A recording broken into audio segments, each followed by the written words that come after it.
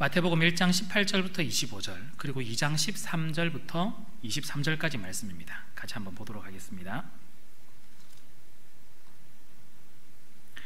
마태복음 1장 18절부터 25절 먼저 우리 교독하시고요, 마지막은 함께 읽겠습니다.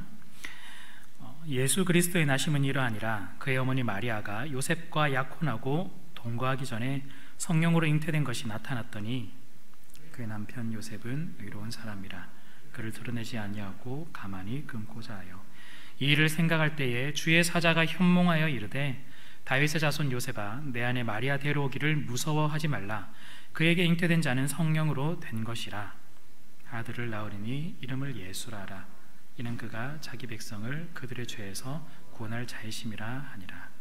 이 모든 일이 된 것은 주께서 선지자로 하신 말씀을 이루려 하심이니 이르시되 보라, 처녀가 잉태하여 아들을 낳을 것이요 그 이름은 임마누엘이라 하리라 하셨으니 이를 번역한즉 하나님이 우리와 함께 계시다 함이라. 요셉이 잠에서 깨어 일어나 주의 사자의 분부대로 행하여 그의 아내를 데려왔으나 아들을 낳기까지 동침하지 아니하더니 나옴에 이름을 예수라 하니라. 아멘. 우리 하나 더 보겠습니다. 2장 13절부터 23절까지입니다. 2장 13절부터 23절까지 제가 먼저 읽겠습니다. 그들이 떠난 후에 주의 사자가 요셉에게 현몽하여 이르되 헤롯이 아기를 찾아 죽이려 하니 일어나 아기와 그의 어머니를 데리고 애굽으로 피하여 내가 내게 이르기까지 거기 있으라 하시니 요셉이 일어나서 밤에 아기와 그의 어머니를 데리고 애굽으로 떠나가 헤롯이 죽기까지 거기 있었으니 이는 주께서 선지자를 통하여 말씀하신 바 애굽으로부터 내 아들을 불렀다 함을 이루려 하심이라. 이에 헤롯이 박사들에게 속은 줄 알고 심히 노하여 사람을 보내어 베들레헴과 그 모든 지경 안에 있는 사내 아이를 자세히 살본즉 끈으로 2살부터 그 아래로 다 죽이니 이에 선지자 예레미야를 통하여 말씀하신 바 에서 슬퍼하며 크게 통곡하는 소리가 들리니 라헬이 그 자식을 위하여 애곡하는 것이라. 그가 자식이 없으므로 위로받기를 거절하였도다 함이 이루어졌느니라. 헤롯이 죽은 후에 주의 사자가 애굽에서 요셉에게 현몽하여 이르되 일어나 아기와 그의 어머니를 데리고 이스라엘 땅으로 가라. 아기의 목숨을 찾던 자들이 죽었느니라 하시니 요셉이 일어나 아기와 그의 어머니를 데리고 이스라엘 땅으로 들어가니라. 그러나 아켈라오가 그의 아버지 헤롯을 이어 유대 임금됨을 듣고 거기로 가기를 무서워하더니 꿈에 지시하심을 받아 갈릴리 지방으로 떠나가 나사렛이라는 동네에 가서 사니 이는 선지자로 하신 말씀에 나사렛 사람이라 칭하리라 하심을 이루려 함이로라. 아멘. 네, 오늘은요 평화가 없는 세상에 오신 평화의 왕이란 제목으로 함께 말씀을 나누고자 합니다. 예수 그리스도의 탄생에 관한 이야기는요 사복음서 중에서도 오늘 마태복음과 누가복음에만 등장합니다.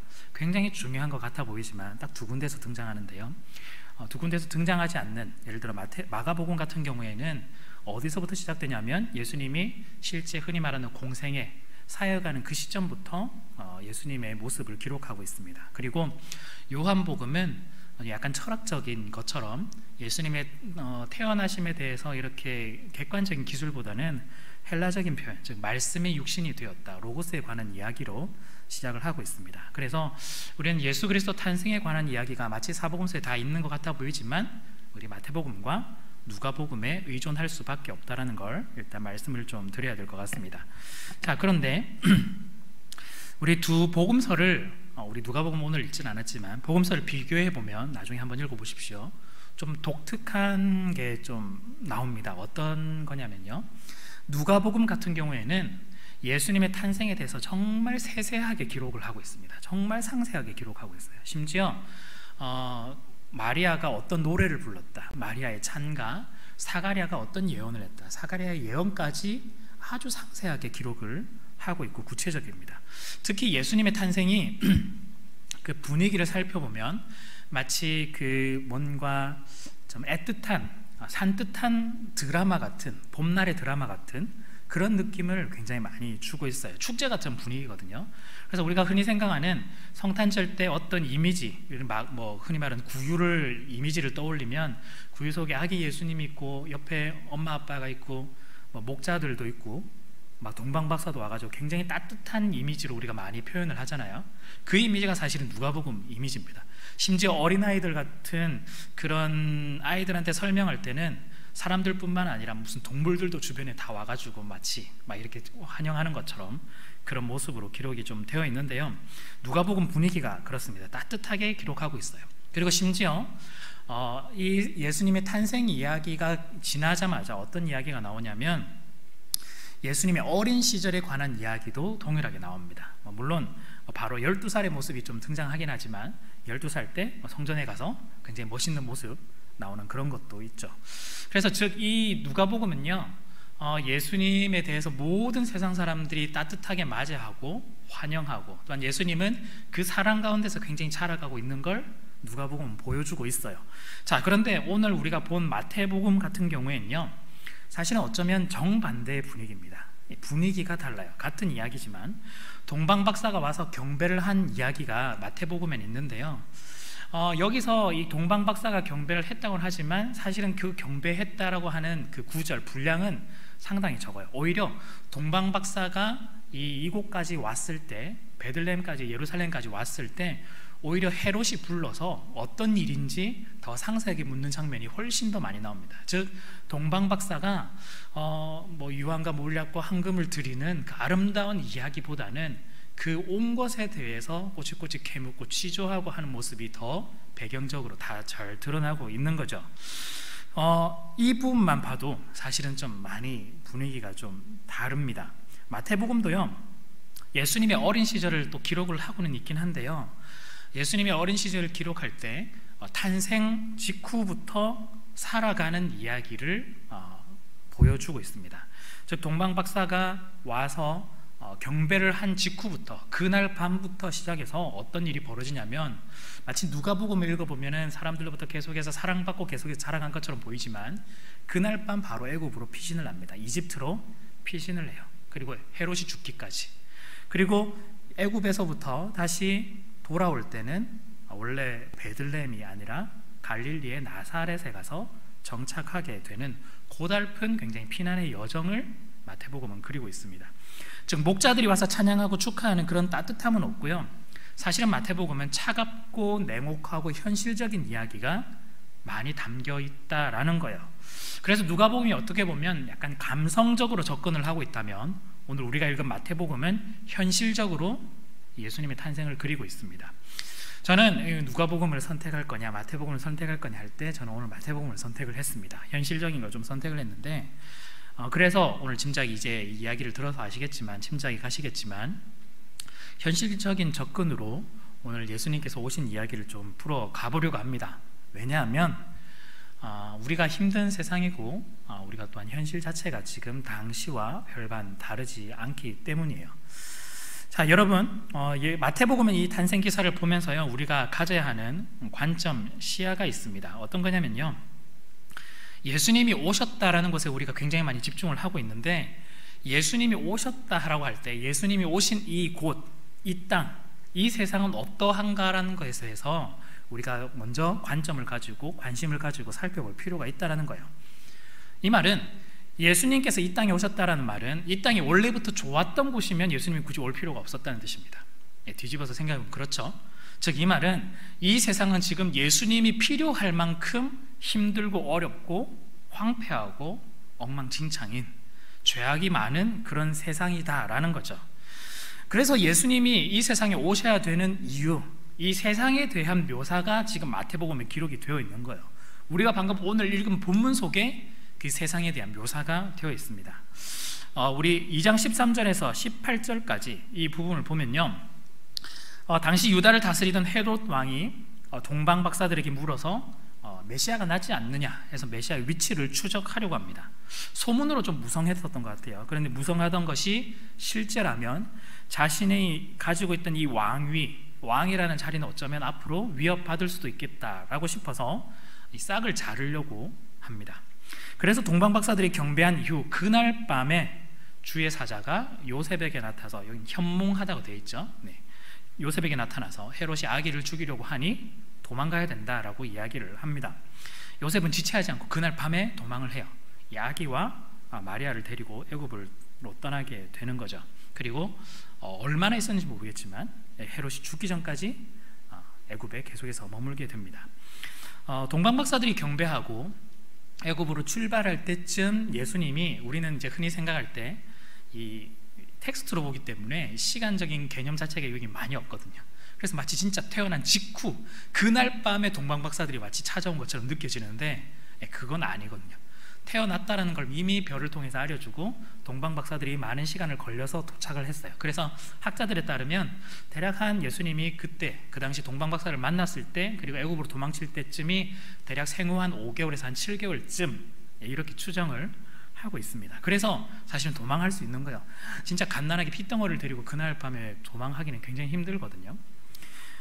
헤롯이 뭔가 이상하다고 느끼고 동방박사들이 돌아오기로 했는데, 사실은 약속을 했는데 돌아오지 않는 거예요.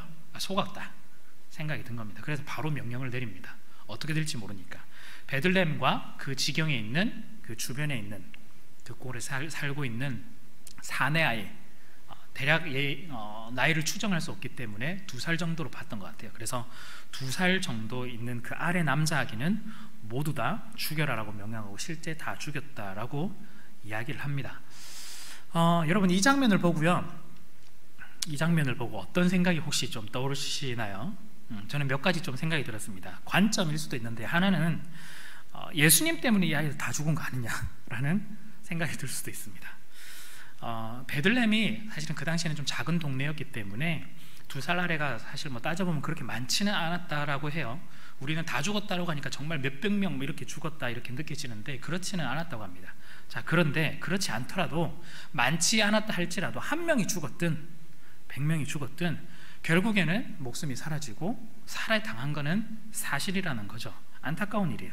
그러니까 이 관점으로 보면 마치 예수님 때문에 이 아이들이 죽은 것 같습니다. 그렇죠? 예수님 때문에 죽은 것 같아요. 또 한 가지 어떤 게 있냐면요, 완전히 반대로 대를 위해서 소를 희생해도 되는 거 아니냐라고 생각할 수도 있어요. 대를 위해서 소를 희생해도 되는 거 아니냐.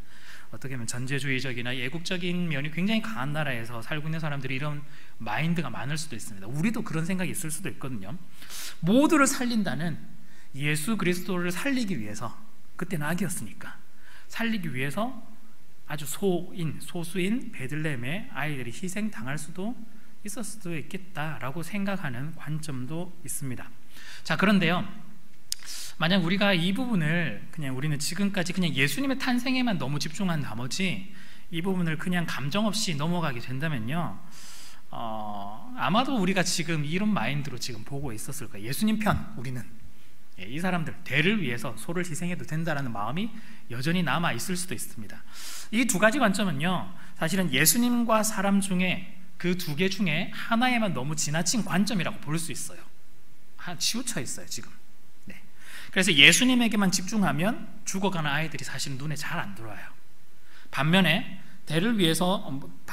사람에게만 너무 집중하면 이 예수님이 정작 오신 이유, 목적을 잃어버릴 가능성이 굉장히 높습니다. 우리는 균형을 가지고 좀 볼 필요가 있는데요, 왜 지금 이 말씀을 좀 드리냐면, 지금 이 장면 자체는 뭘 가리키고 있냐면요, 아이들이 죽은 건 예수님 때문이 아니라 사실은 결국 인간 사회가 보여주고 있는 사회악을 보여주고 있는 겁니다. 헤롯은요, 예수님이 없어도 이미 죽였을 그런 왕이에요. 헤롯이 나쁜 사람이라서 그럴 수도 있겠죠. 그런데 사실은 헤롯은 우리 인간 사회를 보여주는, 대표하는 사람일 뿐입니다.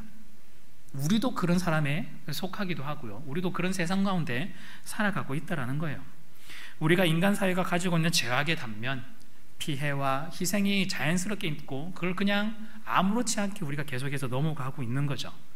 인간 사회에서 살다 보면 권력을 가지기 위해서, 또한 자리를 차지하기 위해서, 이득과 이윤을 얻기 위해서, 그러려면 어떻게 해야 되죠? 우리가 사는 사회에서는 좀 좋게 말해서 경쟁 사회라고 얘기하지만 사실은 약육강식이거든요. 약하고 힘없는 사람들이 죽어가고 그 위에 올라서려고 하는 겁니다. 즉 헤롯이 이러한 일을 벌였던 건 자기가 많은 것들을 독점하려고 하고 많은 왕위들을 유지하기 위해서 이 어린아이들을 희생양으로 삼은 겁니다. 즉 예수님이 이 땅 가운데 오셨을 때 이 장면을 굳이 마태복음에서 기록한 이유는요, 예수님 때문에 그렇게 됐어, 대를 위해서 소를 희생해야 돼, 이런 관점이 아니라 지금 이 세상이 어떤 세상인지를 지금 보여주고 있는 겁니다. 예수님이 오실 수밖에 없는 세상, 즉 평화가 없는 세상이에요. 평화란 말은 사실은 오늘 마태복음보다는 누가복음에 등장하는 말인데요, 평화가 없는 세상입니다. 누가복음에서는 굉장히 찬양해요. 지극히 높은 곳에는 하나님께 영광이, 우리 제일 좋아하는 성경 구절이잖아요. 땅에서는 하나님이 기뻐하신 사람들 중에 평화로다. 예수님이 오셔서 평화로워요 이렇게 얘기하지만 사실은 지금 현실은 평화가 없는 세상인 거죠. 안정도 없고 사랑도 없고 배려도 없고 오로지 가해자와 피해자만 남아있고, 사람을 사람으로 보지 않는, 생명을 생명답게 보지 않고 있는 이 세상을 지금 예수님이 지적을 하고 있는 겁니다. 그래서 우리가 이 장면을 볼 때 이 관점이 하나가 더 추가되어야 돼요. 세상이 이러했다. 그렇기 때문에 예수님이 오실 수밖에 없었고, 또한 예수님이 이 사람들을 구원하기 위해 오셨다라는 관점이 우리가 반드시 좀 필요합니다. 예수님은요, 평화가 없는 세상에 평화를 주시기 위해 오신 평화의 왕입니다. 평화가 없는 세상에 오신 평화의 왕이에요. 아까 말씀드렸던 것처럼 누가복음에서 하나님이 기뻐하신 사람들 중에 평화로다, 말이 굉장히 좋아 보이지만 다시 한번 뒤집어서 보면 지금 이 땅 가운데 평화가 없기 때문에 평화라 이렇게 이야기를 할 수 있다라는 거죠. 평화가 없는 세상에 예수님께서 평화로 오셨고, 앞으로 세상은 평화의 세상이 된다라는 걸, 변화된다라는 걸 선언하시는 것, 그게 바로 사실은 예수님께서 이 땅에 오시는 겁니다. 그 일을 위해서 예수님께서 십자가에 달려 죽으시고 부활하셨죠. 우리에게 평화를 주시기 위해서입니다. 예수님은요, 계속해서 우리 가운데 평안을 허락하시고 평화를 주실 텐데 세상은 그거 원하지 않을 겁니다. 원하지 않을 거예요. 계속해서 공격해 올 것이고 괴롭힐 것이고 어렵게 만들어서 평화가 없는 세상을 유지하려고 할 거예요. 왜냐하면 우리 공동체에 우리가 가지고 있는 기득권의 모든 것들을 유지하기 위해서죠. 그럼에도 불구하고 예수님은 이곳 가운데 싸워서 평화를 허락하실 겁니다. 에베소서 2장 14절에는 이런 구절이 있어요. 예수님께서 오신 것에 대해서 이렇게 설명하고 있는데요, 그는 우리의 화평이신지라. 영어 성경은 같은 단어예요. 평화입니다. 우리에게 화평을 허락하시고 평화를 허락하신 거죠. 우리는 우리와 하나님 사이, 그리고 우리와 사람들 사이, 우리와 세상과의 사이에서 막혀있던 담들을 예수 그리스도께서 허무시고, 또한 둘로 나눠져 있던 것들을 하나로 만드시고, 또한 평화가 없던 이 세상 가운데서 평화롭게 만들어주는 이 사역을 예수님께서 하신다라는 겁니다. 그래서요, 오늘 아이들의 죽음을 다시 한 번 더 좀 더 돌이켜보면, 예수님이 떠나지 않으셨다라면, 예수님이 더 잘 숨어 계셨더라면, 그래서 들키지 않고 이런 이야기가 돌지 않았더라면, 이런 가정 우리가 충분히 할 수 있겠지만 이런 가정을 하는 것보다 사실은 이 장면에서 보여주는 건 인간 현실이 지금 현재 이러하다. 예수님이 없는 세상은 평화가 없는 세상이고 이런 죄악이 가득한 세상이다라는 걸 우리에게 지금 말하고 있고, 우리는 또한 그것을 보고 기억을 해야 한다라는 거예요. 예수님이 오시기 전에도 사실은 서로가 서로를 위해, 서로가 서로를 향해서 죽였고, 예수님이 오시는 그 순간에도 죽이고 있었고, 예수님이 승천하실 때도 계속해서 죽이고 있습니다. 심지어 예수님을 십자가에 달려 죽였다라고 하면 사실은 말 다인 거죠. 이 세상의 모습이 그렇다는 얘기입니다. 그래서 세상은 여전히 죄악을 향해 달려갈 때 예수님이 이 땅 가운데 오심으로, 또한 이제 세상 가운데서 평화를 주시고, 또한 평화의 첫 발과 첫 시작을 이제 선언하시는 것과 다름이 없다라고 보실 수가 있습니다. 예수 탄생의 의미는요, 평화가 없는 세상 가운데 오신 평화의 왕입니다.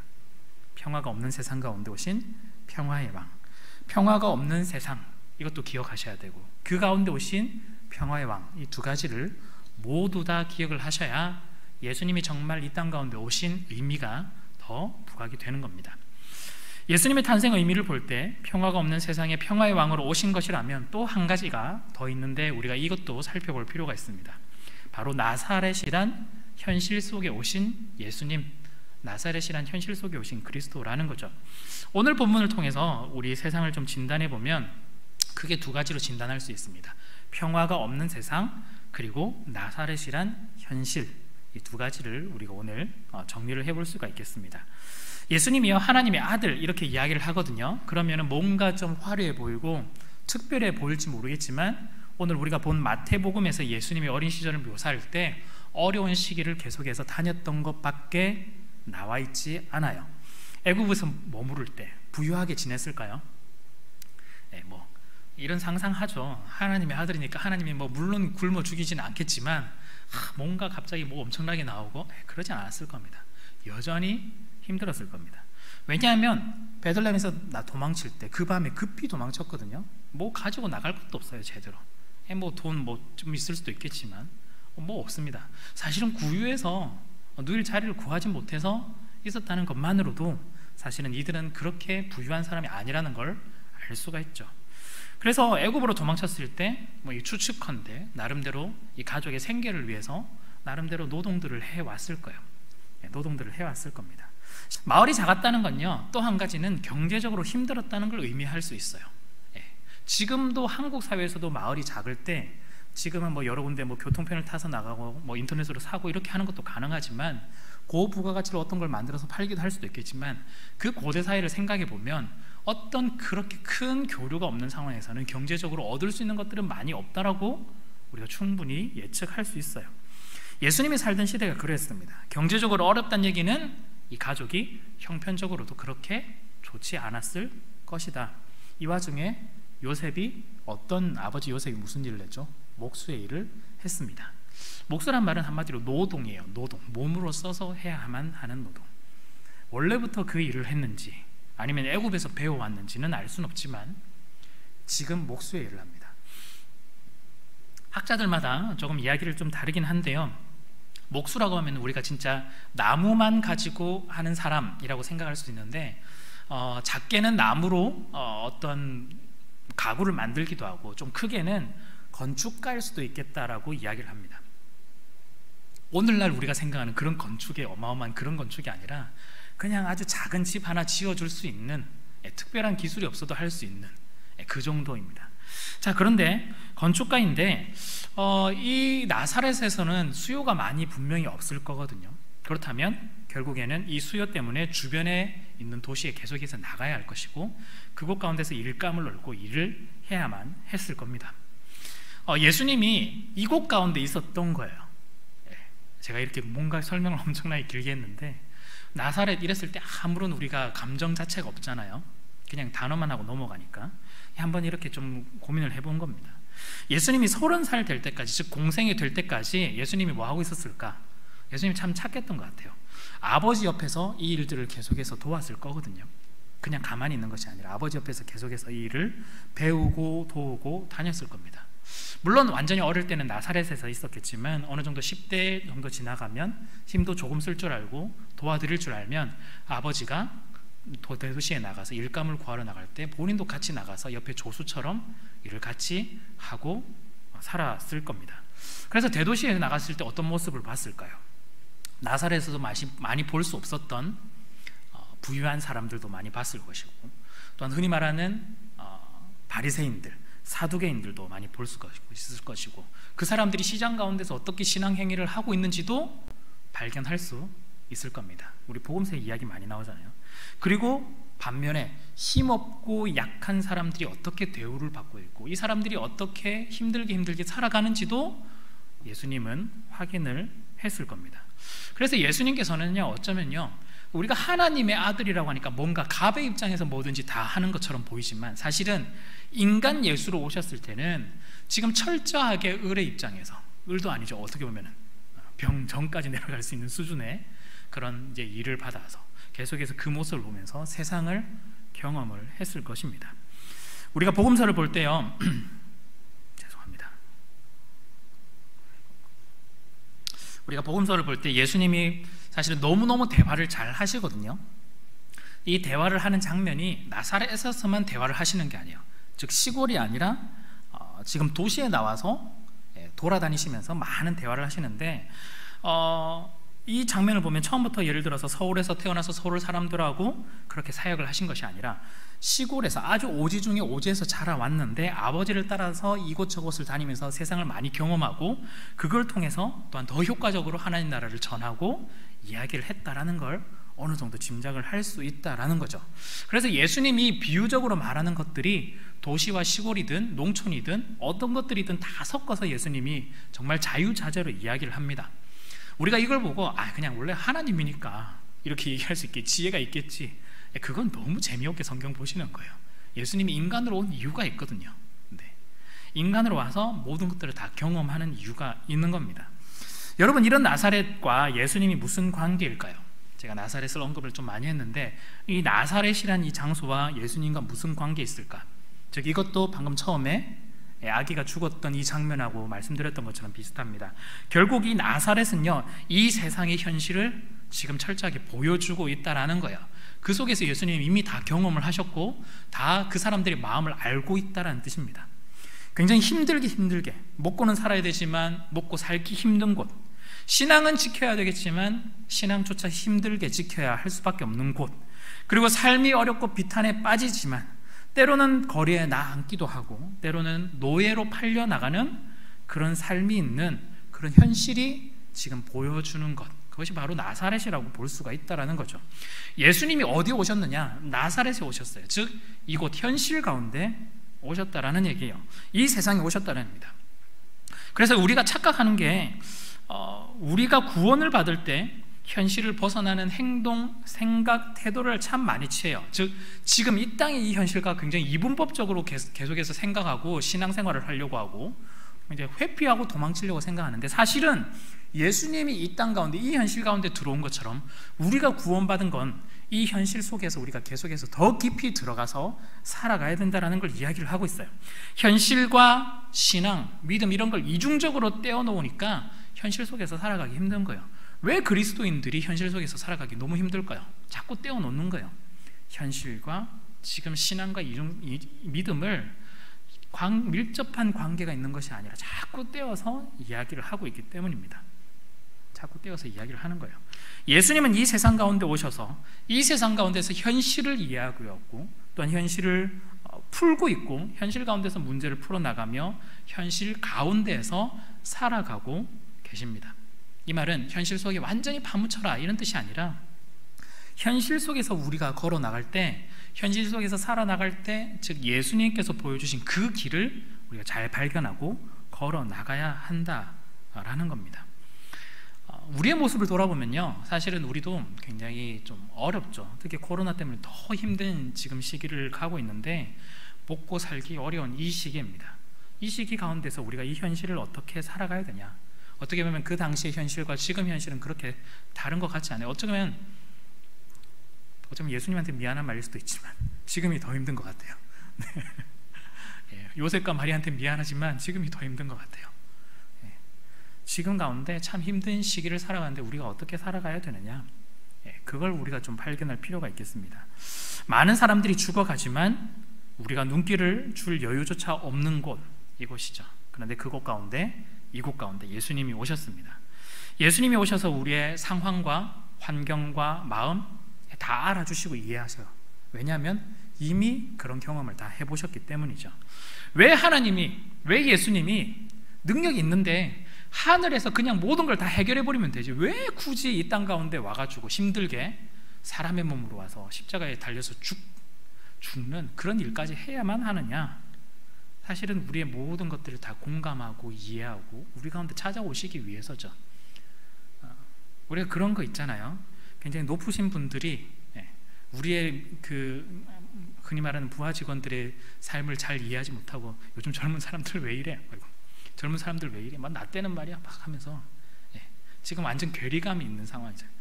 하나님이 만약에 이 땅 가운데 오시지 않고 여전히 하늘 보좌에 앉아서 그냥 손가락으로 딱딱딱딱 지시만 하고 손가락으로 그냥 일만 만드신다면 우리가 하나님을 믿는 게 무슨 의미가 있을까? 그냥 그리스 신화에 나오는 그런 신하고 별반 차이가 없는 거거든요. 하나님 이 땅 가운데 인간의 몸으로 직접 오신 건, 그리고 인간의 몸으로 와서 자기가 모든 영광과 존귀를 다 받는 것이 아니라 더 낮아져서 고통과 고통 속에 살아간 이유는 우리의 모든 아픔과 괴로움과 마음과 상처들을 다 끌어안고 예수님이 이해하시고 또한 우리 가운데 그 문제를 풀어나가시기 위해서 이 땅 가운데 오셨다라는 겁니다. 그래서 히브리서 2장 18절에 이런 말씀이 있어요. 그가 시험을 받아 고난을 당하셨은즉 시험 받는 자들을 능히 도우실 수 있느니라. 히브리서에 이런 말씀이 있습니다. 이런 말씀 붙으셨으면 좋겠습니다. 우리를 돕기 위해서, 공감하기 위해서. 물론 제가 이렇게 말씀드리면 예수님 우리 죄 때문에 오신 거 아니에요? 이렇게 질문하실 수도 있는데 그건 기본이고요. 당연하고요. 예수님의 탄생의 의미, 우리의 현실 가운데 오셔서 우리의 현실을 이해하시고 또는 우리의 마음과 상황을 공감해 주기 위해서 예수님이 이 땅 가운데, 이 현실 가운데 오셨다. 자, 평화가 없는 세상, 나사렛이란 현실 속에 오신 예수님께서 우리와 어떤 관계가 있을까? 그리고 예수님은 우리 가운데 어떤 모습으로 우리 가운데 나타나실까? 그것이 오늘 하나님의 이름으로 오늘 등장하는데요, 임마누엘입니다. 임마누엘이에요. 원래 1장 23절에 오늘 이렇게 되어 있어요. 보라, 처녀가 잉태하여 아들을 낳을 것이요 그의 이름을 임마누엘이라 하리라 하셨으니 이를 번역한즉 하나님이 우리와 함께 계시다 함이라. 즉 하나님께서 우리와 함께 하신다라는 걸 임마누엘이라는 이름을 통해서 계속해서 약속해 주고 있다라는 거죠.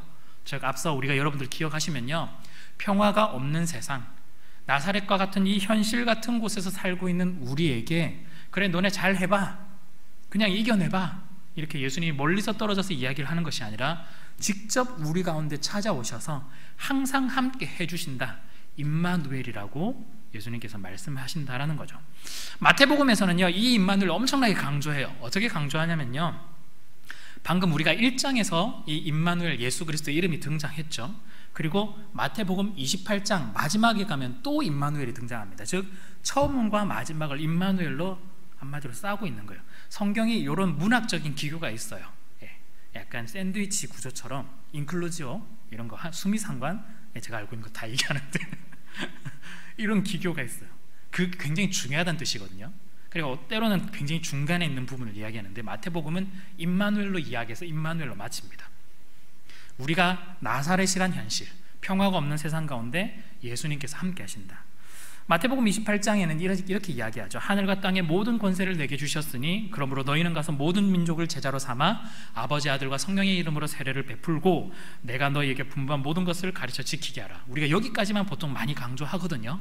근데 마지막 절이 있어요. 볼지어다 내가 세상 끝날까지 너희와 항상 함께 있으리라. 이렇게 되어 있습니다. 이렇게 임마누엘을 풀어서 놓으니까 그냥 원래 하나님 함께 하시겠지 이야기하겠지만 이 단어가 임마누엘이에요. 지금처럼 코로나로 힘들고 어려운 이 시기에 하나님께서 우리에게 위로를 더해 주신다면 무엇을 더해 주실까? 뭐 경제적으로, 관계적으로 많은 면에서 하나님께서 위로를 더해 주실 겁니다. 그런데 그 위로 중에서도 가장 큰 위로라면 저는 오늘 말씀을 드리고 싶은 건 임마누엘이라는 위로이지 않을까. 즉 우리는 하나님이 없다라고 생각했고 하나님이 함께 하시지 않는다고 생각했고 하나님이 우리에게 도움을 주지 않는다라고 생각할 때 하나님께서는 여전히 우리 가운데 선언을 하시는 거예요. 약속을 하시는 거예요. 그리고 실제 그렇게 하시는 거죠. 임마누엘, 내가 너와 항상 함께 하겠다, 이렇게 선언하셨습니다. 자기의 아들까지 주겠는데 뭐 그렇게 안 하실 이유가 없죠. 임마누엘은요, 그냥 하나님께서 하신 말씀이 아니라 우리를 향한 약속입니다. 맹세예요. 선언이에요. 그래서 우리의 모습과 환경, 상황에 굉장히 다르고 또 사람들마다 틀리고 내 상황이 어떨 땐 좋고 어떨 땐 나쁜다 할지라도 임마누엘의 하나님은 처음부터 끝까지 동일합니다. 마치 마태복음 1장에서 임마누엘로 시작해서 28장이 임마누엘로 마치는 것처럼 우리가 그 인생 가운데서 살아갈 때 처음부터 끝까지 항상 함께 해주시는 하나님이다라는 거예요. 우리가요, 세상을 살다 보면 때로는 하나님에 대해서 원망을 할 때가 많이 있어요. 해도 됩니다. 원망해도 돼요. 괜찮습니다. 그런데 우리가 기억해야 될 게 한 가지가 있는 거죠. 우리가 하나님을 향해서 원망할 때 정말 하나님이 살아계시는 거 맞습니까? 정말 너무 힘듭니다. 특히 오늘 본문 같은 거 보면 이 아이들이 이렇게 죽는데 하나님 뭐 하십니까? 질문할 수밖에 없어요. 하나님이 정말 살아계시는 게 하냐, 이런 의문을 가질 때 그때 우리가 기억해야 될 것이 뭐냐면 임마누엘이라는 거예요. 예수님이 왜 오셨을까? 말씀드린 것처럼 하늘에서 모든 걸 다 정리해도 되는데 굳이 이 땅에 오셔서 고생이란 고생은 다 하고 심지어 아주 가장 힘들게 죽어나가는 그런 걸 왜 선택을 해야만 했을까? 답은 임마누엘이라는 거예요. 우리와 함께 하기 위해서 이 땅 가운데 오셨다라는 겁니다. 그래서 하나님께서 우리에게 약속하시죠. 내가 너희와 항상 함께 하겠다. 이 말은 우리가 우리 스스로 보기에 이해가 되지 않는 그런 상황, 문제가 풀리지 않는 그런 삶, 또한 우리가 여전히 나사렛과 같은 현실 속에 있지만 그럼에도 불구하고 여전히 우리와 함께 하시는 분이다. 특별히 말로서만 하는 것이 아니라 함께 할게, 기도할게, 이게 아니라 직접 자기의 아들을 보내셔서 함께 한다는 보증을 서주셨던 것처럼 우리 가운데 그 약속을 반드시 성취시켜 나갈 겁니다. 예수님은요, 하늘 보좌 권세 내려놓고 이 땅에 와서 힘없는 사람들, 약한 이들에게 내가 너와 함께 한다는 걸 몸소 보여주신 분입니다. 그리고 여기서 대우를 받는 것도 아니었어요. 머리를 둘 곳이 없다라고 하면서 제대로 자리 한번 잡지 못하고 30년을 그렇게 살다가 죽었습니다.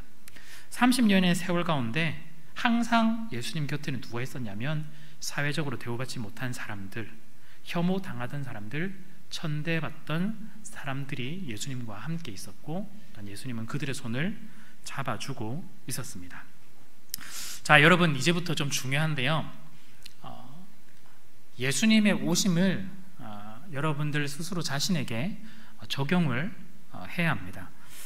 우리는요, 예수님을 이렇게 좀 보는 것 같아요. 크게 약간 저는 두 가지로 좀 생각을 해봤는데요.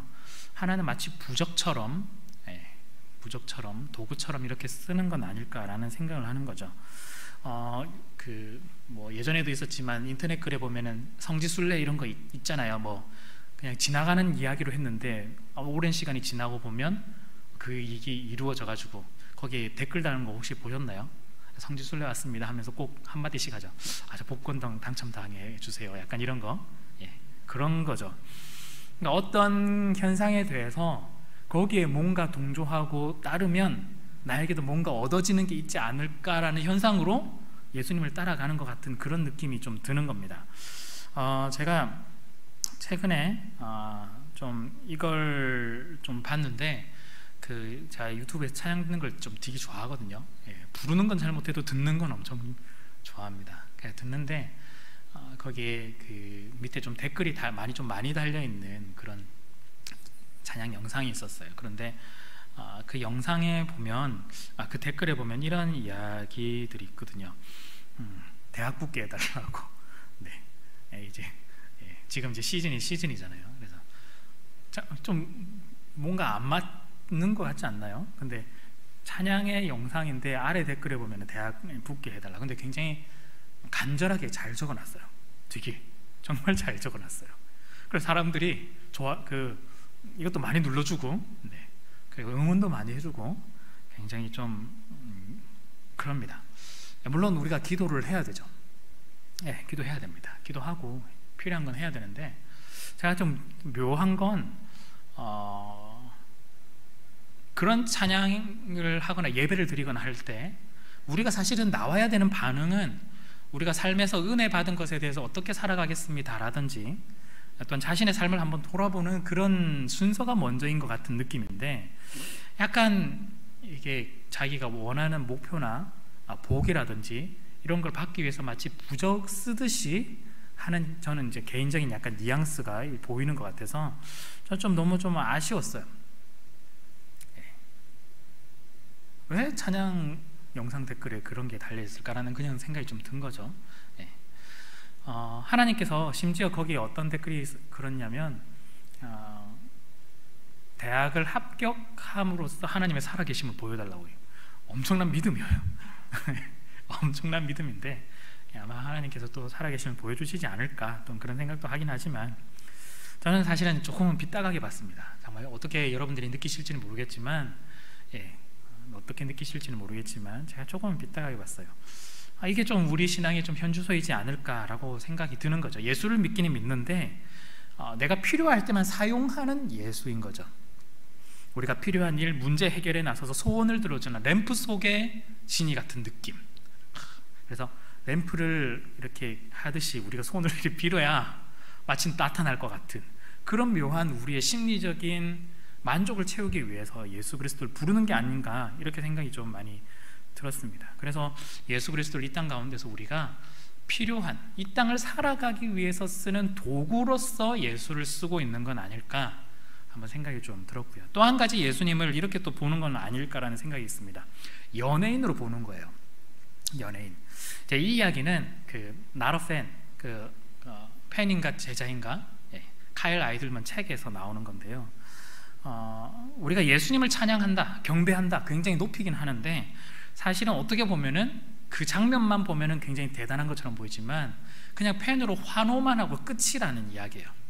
실제 예수님께서 이 땅 가운데 오셔서 보여주신 이 모습은 쇼를 하기 위해서 보여주신 것이 아니라 내가 이렇게 살아가니까 너네들도 이 길을 따라와야 돼. 내가 이렇게 죽으려고 가는 거니까 너네들도 같이 죽어야 돼. 제자로서의 부르심을 요청하고 있는데 우리는 언제부턴가 제자로서의 그 부르심은 거부하고 그냥 팬으로서 그냥 환호하기만 하고 예수님 찬양합니다, 경배합니다, 이것만 하고 그쳤던 건 아닐까라고 생각을 드는 거죠.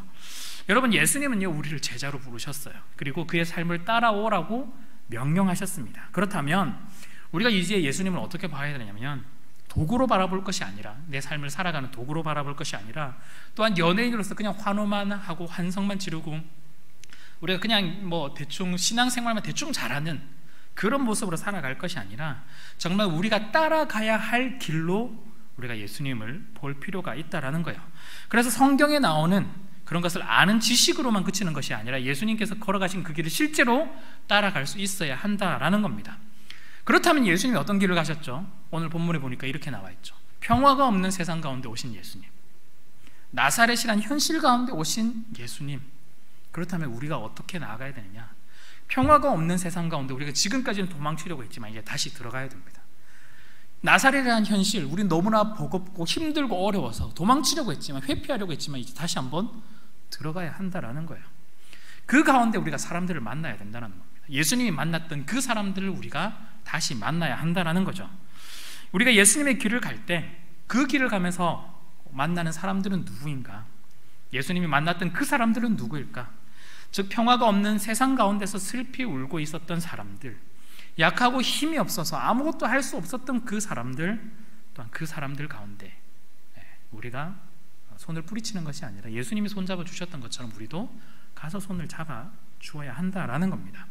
예수님은요 평화가 없는 세상에 처음 오셨던 것처럼 당시 차별과 혐오의 대상이었던, 복음서에서는 이 차별과 혐오의 대상이 대표적으로 두 부류가 등장하거든요. 세리와 창기, 대표적입니다. 이 사람들에게 심지어 뭐라고 했냐면 친구라고 이야기를 했어요. 친구였습니다. 대우를 받지 못하는 그 당시 아이들, 전혀 인간 취급을 받지 못했어요. 여자들, 숫자도 안 셌어요. 그 사람들에게 힘이 되어주고 능력이 되었습니다. 평화를 주장하지만 사실은 평화를 없애고 있던 기존의 세력들, 권세자들, 권력자들에게 오히려 공포의 대상이었죠. 우리는 강자한테는 약하고 약자한테 자꾸 강하려고 하는 그런 습성이 남아있는데 그렇게 해서는 안 됩니다. 예수님이 오신 세상 지금과 별반 다를 것이 없죠. 기쁜 소식, 복된 소식 그 자체이신 예수님이 이 땅 가운데 오셨던 것처럼 그리스도의 길을 가는 우리 그리스도인들은 예수님이 오셨던 세상을 향해서 우리는 나아갈 필요가 있습니다. 여러분, 그렇기 때문에 한번 생각해 보셨으면 좋겠습니다. 여러분 주위에 여러분의 손길을 혹시 필요한 사람들이 있지는 않은지, 없는데 무조건 막 있어요 막 이렇게 하지는 않습니다. 한번 생각해 보시라는 뜻입니다. 우리가 이렇게 떠올리면 항상 이렇게 생각하죠. 뭐 노숙자를 생각할 수도 있고 뭐 이런 생각할 수도 있겠지만, 우리 주변에 나와 비슷한 시기의 청년들이 있는데 이 청년들이 또 절망으로 내몰리고 있는 청년들은 없는지 한번 좀 볼 필요도 있습니다. 또 나름 직장을 다닌다라고는 하지만 여전히 평화가 없는 황폐한 삶, 그러니까 참 요즘 대출도 엄청 많잖아요. 대출 때문에 너무너무 힘든 그런 청년들은 없는지, 우리가 노약자만 찾을 것이 아니라 우리의 주위, 우리의 또래, 또한 우리와 함께 일하는 사람들, 같이 있는 사람들 가운데 하나님의 손길 또한 우리의 손길을 필요하는 사람들이 분명히 있을 겁니다. 그 사람들에게 여러분이 먼저 손을 내밀어 주시고 여러분이 먼저 그 사람들의 손을 잡아서 사랑으로 이끌어 주시고 또한 빛으로 이끌어 주십시오. 제가 이렇게 이야기하면 마치 꼭 교회 데려오라는 말 같아 아닙니다. 예, 그런 말 아니고요. 우리가 그 사람을 손을 잡을 때 우리가 그 사람에게 무엇이 되어 주어야 하느냐라는 걸 말씀을 드리고 싶은 거죠. 우리는 그 사람에게 예수님이 함께 하셨던 것처럼 어떤 역할을 해야 되냐면 임마누엘의 역할을 해야 됩니다. 오늘 말씀이 핵심이 이겁니다. 평화가 없는 세상 가운데 나사렛과 같은 현실 가운데 임마누엘로 오신 하나님, 우리도 동일한 거야. 평화가 없는 이 세상 가운데 나사렛과 같은 이 현실 가운데 우리가 도망치고 회피할 것이 아니라 그 속에 들어가서 손을 잡아줘야 되는데 그들에게 우리는 무엇이 되어야 되느냐? 예수님이 임마누엘 하셨던 것처럼 우리도 같이 있어주는 존재, 임마누엘이 될 수 있어야 된다는 거죠. 가장 작게는 나 자신이 그 사람들과 함께 있어주는 존재로 되는 것, 그리고 내가 손을 잡아줌으로써 그 손 가운데 예수님이 함께 하셔서 예수님이 직접 또 잡아주시는 함께하는 진짜 임마누엘이 이루어지는 걸 우리가 발견할 수 있어야 한다라는 겁니다. 우리가 손잡고 이렇게 나아갈 때요, 뭔가 너무 많이 하려고 하지 마세요. 괜찮습니다. 이런 것도 이야기하면 또 막 가슴에 불이 붙어가지고 뭐 이런 거 했으면 좋겠어 하겠지만 천천히 하셔도 괜찮아요. 많이 안 하셔도 돼요. 그리고 우리 또 본래 특성상 답을 주려고 하는데 답 안 주셔도 돼요. 그냥 손만 잡아주셔도 됩니다. 아무 말 안 하셔도 돼요. 그 사람들에게 있어서는요, 함께 하는 것만으로도 우리 주위에 있는 사랑하는 지체들이, 친구들이 어려울 때 함께 하는 것만으로도 큰 힘이 된다라는 것, 그게 진짜 임마누엘의 역할이라는 걸 우리가 기억을 했으면 좋겠습니다. 성탄절만 되면요, 지금 참 저는 이런 면에서 코로나가 참 감사하거든요. 제가 또 성탄절만 되면 여기 와서 또 뭐 루돌프 사슴코하고 앞에서 춤춰야 되는 거 아닐까, 그런 생각들이, 뭐 성탄 잔치 같은 거 하잖아요. 그런 생각들이 두려움에 떨고 이러는데, 다른 교회들 보면은 뭐 교역자들 막 춤추고 막 이러더라고요. 우리 교회 너무 좋고, 그렇습니다. 우리가 성탄절만 되면요, 우리가 우리끼리의 그동안 잔치를 너무 많이 기울여 왔던 것 같아요. 성탄 축하 행사 좋아요. 진짜 예수님 탄생에 대해서 정말 찬양하고 높이고, 그거와 더불어서 우리가 하나에 더해 관심이 필요한 건 우리가 예수님에 가까이 오지 못했던 그 사람들에 대한 관심이 좀 필요한 것 같습니다. 그래서 우리의 따뜻함이요, 누가복음에서 보여준 그 따뜻함이 우리 예배당 안에서만 있지 않았으면 좋겠습니다. 우리가 성탄절 생각하면 진짜 여기서 막 박수치고 이렇게 하는 그게 굉장히 우리의 인상에 많이 남아있지만 우리 안에서만 따뜻함이 있는 것이 아니라 이 따뜻함이 진짜 흘러나갔으면 좋겠습니다. 그게 예수님이 진짜 오신 거잖아요. 평화가 없는 세상에 나사렛과 같은 현실 가운데 오신 그 예수님은 예배당 안에 오시려고 하신 게 아니거든요.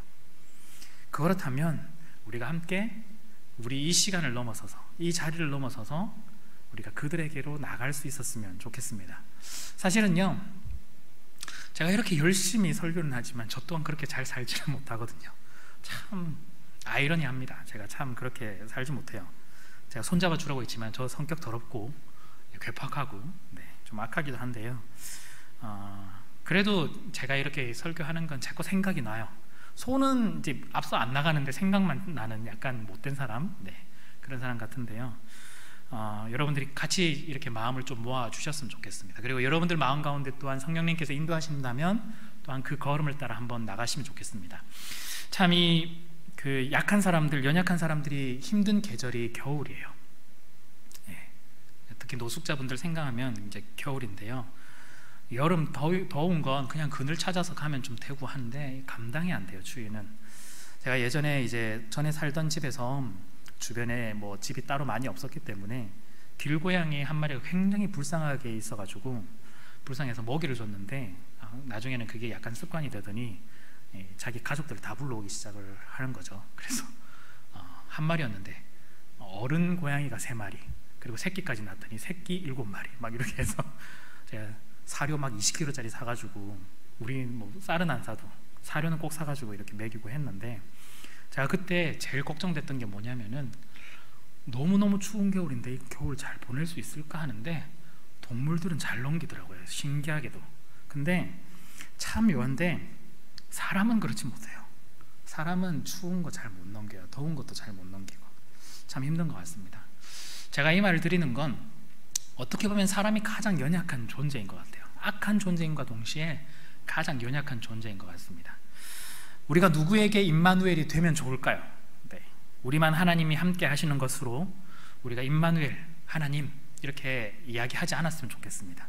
물론 우리의 경험은 또한 우리의 고백이 먼저 흘러나오는 건 너무너무 중요합니다. 우리와 함께 하시는 하나님. 그런데 이제 우리는 그걸 한 단계를 넘어서서 우리와 함께 하시는 그 하나님, 우리에게 포근함으로 따뜻함으로 우리를 안아주셨던 그 하나님이 우리뿐만 아니라 우리 주변의 사람들에게 동일하게 안아줄 수 있도록 우리가 먼저 가서 그들을 안아주고 따뜻함으로 반겨주고 또한 그들 가운데 따뜻한 온기를 전해줄 수 있는 우리가 되었으면 좋겠습니다. 물론 우리가 이런 평화가 없는 세상, 현실적인 이 세상 가운데서 사회 구조를 다 바꿀 수는 없는데 그럼에도 불구하고 우리가 할 수 있는 역할들은 분명히 있을 것 같습니다. 그 가운데 우리가 우리에게 주어진 일들을 잘 감당했으면 좋겠습니다. 예수님께서 이 땅 가운데 오신 이유, 우리를 구원하시기 위해서였죠. 뿐만 아니라 오늘 본문에서처럼 평화가 없는 세상 가운데 평화를 주시기 위해서, 그리고 나사렛이라는 현실 가운데서 이들과 함께 하시기 위해서 임마누엘로 예수님께서 오셨습니다. 우리도 동일하게 이 세상 가운데서 임마누엘로 우리가 그들과 함께 걸어 나가는 우리가 되었으면 좋겠고요. 또한 이번 성탄 참 코로나로 힘든데 그들에게 임마누엘이 어떤 건지 고백하며 나눌 수 있는 우리 모두가 되었으면 좋겠습니다.